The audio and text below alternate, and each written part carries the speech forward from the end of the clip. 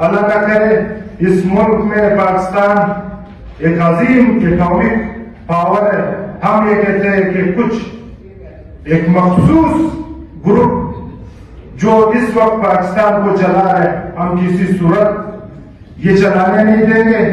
اور ایک بات اور, یہ لوگ اتنے خوفزدہ ہے, چاہے پیپلز پارٹی ہو, PMLN ہو, ان کے اہلکار ہو, ایگزیکٹو میں بیٹھے ہوئے لوگ عمران خان سے اتنے خوفزدہ ہے کہ وہ لائف ٹائم امیونٹی ذاتی سے دے رہے. میں سمجھتا ہوں پاکستان کے آئین کے اندر یہ آپ کو اقتدار اعلیٰ جو ہے وہ اللہ تعالیٰ کی ذات کے ساتھ ہے. کوئی کسی کے پاس پاورز نہیں ہے. کوئی آپ کو لیجسلیچر ایسا بل پاس نہیں کر سکتا کہ آپ مادر پیدر کسی کو آزاد کرے, وہ خدا کرے, کچھ بھی کرے, انسانیت کو تباہ کرے, لوگوں کو قتل کرے, ظلم پر برہت کرے, تو ان سے کوئی باس پرس نہ ہو, ان سے کوئی سزا و جزا کا نہ ہو.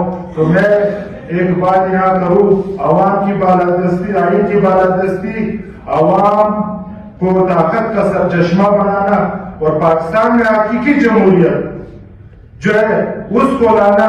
یہ عمران خان جیل میں بیٹھ کے ہمارے بہت سے PTI کے کارکنان شہید ہوئے 26 نومبر میں, 25 میں, 9 مئی میں. ہم انشاءاللہ تعالی اس ملک کو حقیقی جمہوریت دینے کے لیے ہم کسی قربانی سے دریغ نہیں کریں گے. اور پاکستان میں کیا تو دنیا میں آپ دیکھیں جہاں آئین کی وہ پاسداری نہیں کی جاتی, وہ ہمارے قریب ایک ملک افغانستان ہے, اس کے کیا حالات ہے. دنیا میں آپ دیکھیں جہاں آئین ہو, جہاں آئین کی حکمرانی ہو, جہاں لائن آرڈر کی سچویشن ہو, آپ پیسفل ممالک میں آپ دیکھ لیں کہ آپ کو روڈ پہ کوئی پولیس نظر نہیں آئے گی, آپ کو روڈ پہ کوئی لا انفورسمنٹ کی نظر رہیں گے, اتنا سکون ہے. لیکن ہم سے تو وہ سکون پاکستان میں چھن چکا ہے. آپ دیکھیں ہمارے تمام عوام معذرت کے ساتھ ذہنی مریض بن چکے ہیں.